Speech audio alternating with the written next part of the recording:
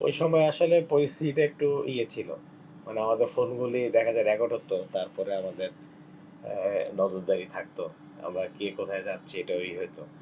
ওই তো ওইসব কারণে যোগাযোগ হয়। তবে বিভিন্ন মাধ্যমে অনেকে সমবেদনা জানানি বা আমাদের করার আসলে তেমন আ মানে দৃশ্যমান কিছু না এরকমও অনেকে খবর পাঠাইছেন। দোয়া করা ছাড়া আর কি।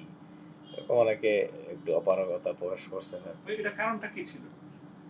কারণটা পরিস্থিতিটা আরকি। কারণ আপনি এই আওয়ামী লীগ বিরোধী কেউ হলেই আপনি গুম হয়ে যাচ্ছে।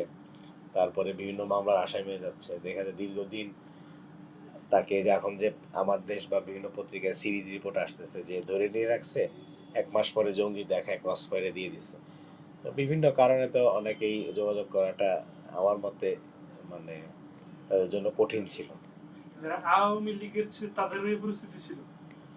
আওয়ামী লীগের যারা ছিল তাদের তো এখন তারা তো সাবেক প্রধানমন্ত্রী শেখ হাসিনাকে যদি মানে মনে করে তাহলে তো তাদের ওইভাবে সাহস হবে না যোগাযোগ করা।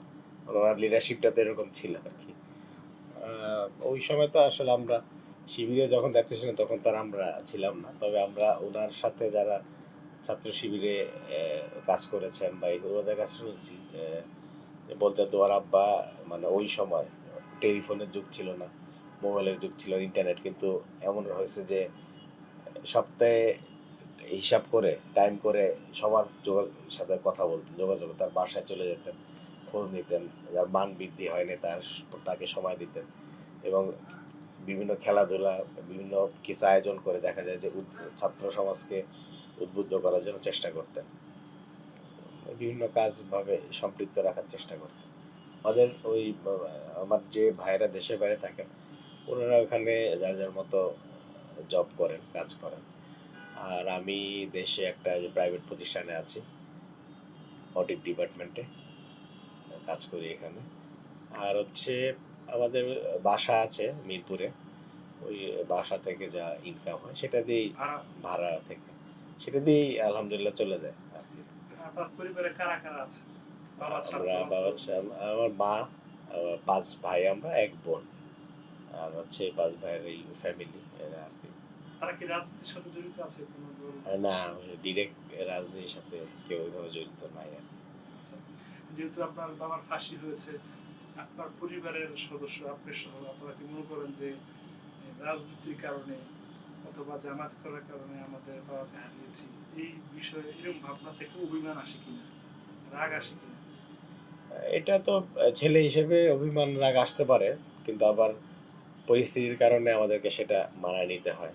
মানে নিজের মধ্যেই রাখতে হয়। অভিমান বা রাগ বা কষ্ট সেটা থাকবেই। তারপরেও মানে সিচুয়েশন এর কারণে মেনে নিতে হবে আরকি। আচ্ছা।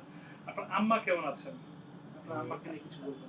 আম্মা আছেন ভালো। আম্মা তো আব্বা এইভাবে আসলে বিদায়ের পরে ওই আম্মাই আবার সকল ভাই বোনদেরকে মানে যতটুক দেখে রাখার বা মানে সাহস দিয়ে সাপোর্ট দিয়ে মানসিক সাপোর্টটা দিয়ে রাখছেন। উনি এমনি শক্ত মানুষ। এখনো আলহামদুলিল্লাহ সুস্থ আছেন। শারীরিকভাবে সুস্থ আছেন। আপনার বাবার সঙ্গে শেষ দেখায় কি হয়েছিল?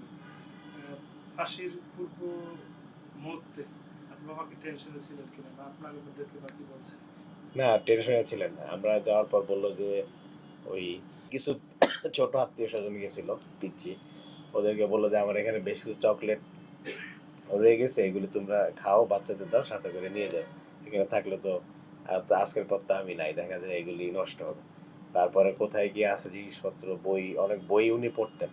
উনার একটা ছোটখাটো লাইব্রেরির মতো ছিল কারাগারে। তো এগুলি যাতে ঠিকমতো নিয়ে যাও তোমরা বই আর কাপড়-চোপড় যা, যা আছে। আর উনি স্বাভাবিক কথাবার্তাই বলছেন এবং দোয়া করতে বলছে এটা আল্লাহর ফায়সালা। এটাতে তো মন খারাপের কিছু নাই। তাইলে তো রোড অ্যাক্সিডেন্টে মারা যাইতে পারতো। দীর্ঘদিন অসুস্থ থেকে মারা যেতে পারতো। তো এইভাবে চলে যাওয়াটাও গর্বের এবং আল্লাহকে হাজির নাজির রাখি বলছেন সবকিছু।